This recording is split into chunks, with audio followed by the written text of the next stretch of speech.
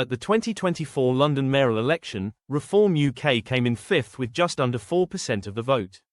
But a lot has changed since last May. Now, while Reform is still behind Labour in London, it is rising fast in the outer fringes of the British capital.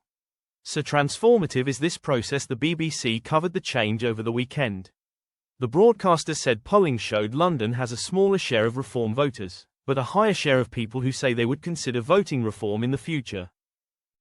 Professor Tony Travers of the London School of Economics cites Barking and Dagenham, Havering, Bexley, Hillingdon, even Sutton as boroughs to watch.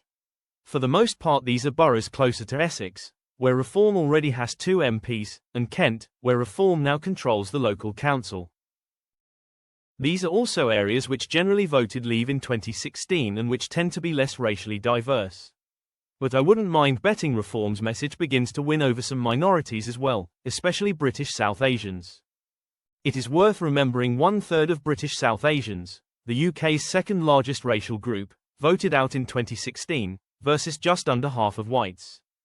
Just as increasing numbers of British Indians have voted Tory in recent years due to the Conservatives' perceived support for harder punishment for crime, lower taxes and support for families and small businesses, a similar trend could happen with Reform.